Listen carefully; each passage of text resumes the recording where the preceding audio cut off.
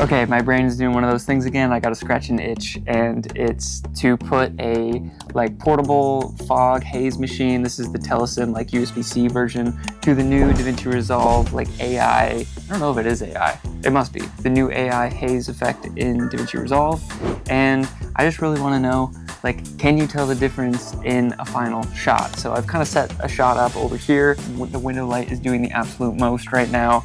And we're gonna take a clean plate, and then we're gonna take just the real shot because it'll have real haze in it. And we'll see which one, if you can tell the difference, if I can tell the difference. And yeah, I don't know. I just need to scratch the itch because this effect just came out fairly recently. And yeah, I wanna know. So let's get started. So we got our massive window light and Winston just looking out the window. Basically just like a fill and a little bounce. And that is our Sony ZV-E10. Absolutely love this little dude. This is like the smallest, most beast of a camera of all time. Okay, next up we got to haze this guy. So this is actually really easy. It has like this remote control actually comes out, which is really dope, and like cycles through all the different modes. So let's go into fog, yeah, okay. Now let's do this thing. Make sure you're breathing the outside air, all right? I feel like that's an aggressive amount, so let's see how this goes.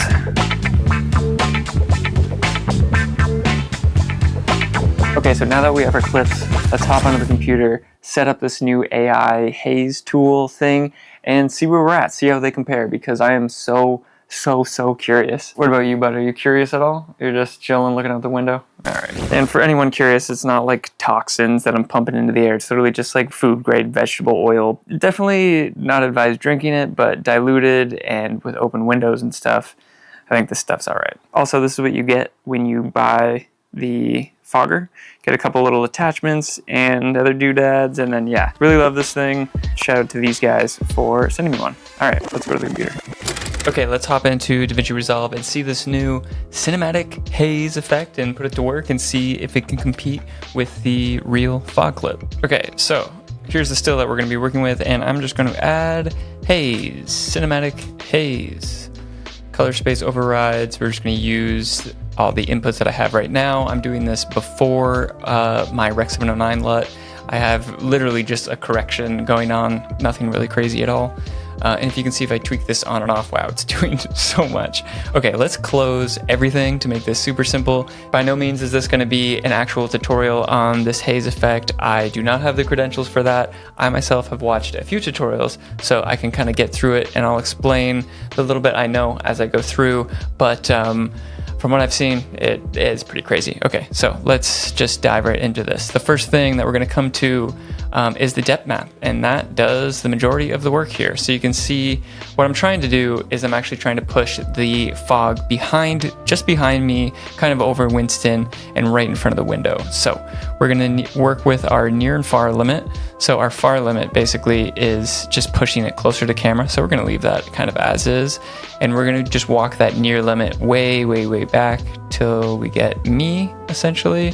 And then we're gonna use our gamma to, obviously all white is the fog, and if we come back, our black is the things that won't be affected. So we're gonna come back, maybe we'll push our near a little bit further. Okay, I'm liking how that's looking.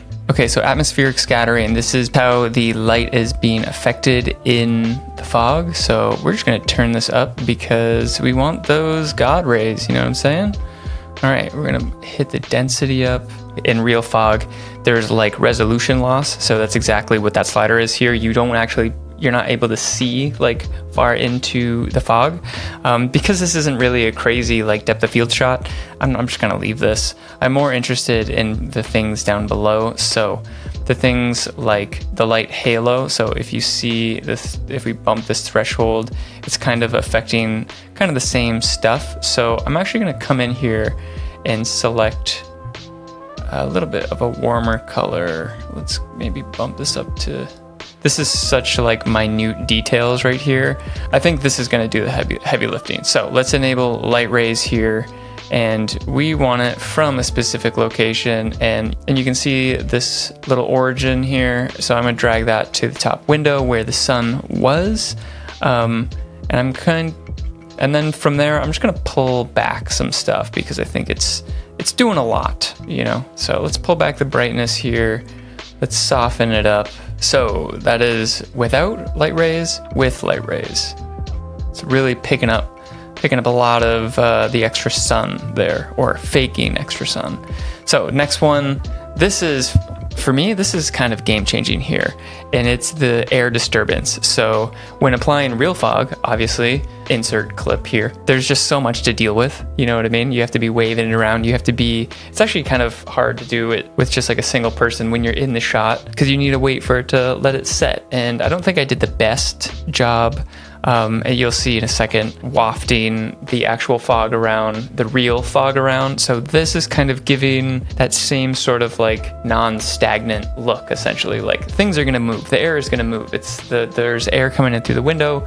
It's all gotta like flow through the room. So you can dial it in heavy or you can dial it in soft. I think we're gonna go like kind of mid to match what I was doing, because I kind of went overkill and you could see a lot of movement in the real fog. Okay, so we're gonna enable this and we're going to preview. It's basically applying like a noise map essentially here.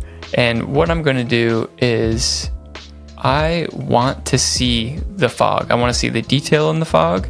That means making basically like more contrast, more light and dark. So what I'm looking for is to try to get this white blanket here into more of like a speckled, see how I'm dragging this intensity up, and it's getting more contrast, more black to white ratios.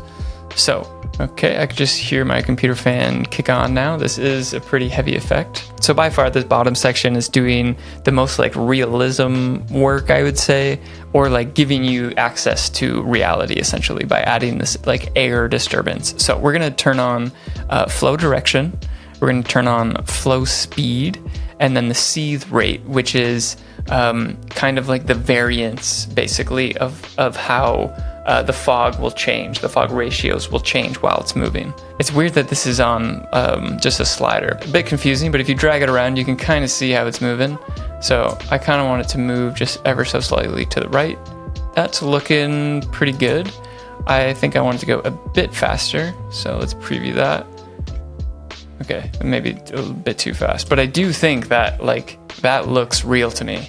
Okay, I think let's go to playback.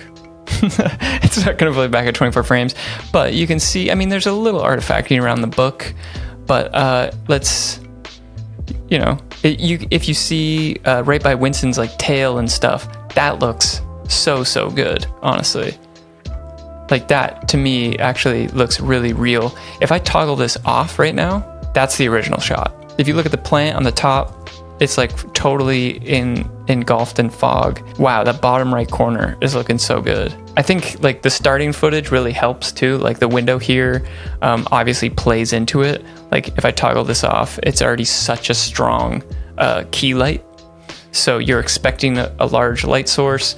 We add the fog, the light rays just make sense. You know, like we've basically set up ourselves for success here.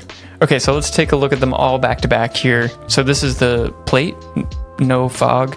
This is the haze effect. And then this is the real fog here. And I did do a great job with like the dispersion of the fog. I'll say that, that's definitely on me, but I do think it still looks good. A little bit too much movement, not enough down in the bottom right corner of the frame. That's where I really wanted to like flood it so you'd be able to see with that window light carrying through. If you're looking up by the plant, yeah, a lot of great movement. Fog looks great. The window light is just doing so much here. And then if we go, I probably went too much with this haze, but I don't think it looks bad. Like, I think I would dial it back a little bit, but if I was to look at both of these images, I don't know, man. The haze effect is really good. Color me impressed, honestly. Color me impressed. It's giving like a little bit bloom, you know, but I think you could easily fix that. But I like this. Okay, I was not expecting it to be that good. I'm actually really blown away. I know I didn't like dive in and really finesse the haze to be as good as it possibly could have been, but I like, just from a quick test standpoint, like that's really amazing to get like similar results, especially usable results, like right off the rip. I think the shot that you use for it makes a big difference. Like we started with a really decent starting point. That window was just asking for those light rays, and it made it all so simple. But yeah, wow, DaVinci, you just keep giving reasons that you are number one, and we are living in the future. Okay, thanks for watching, and yeah, thanks for scratching this itch with me. See you in the next one.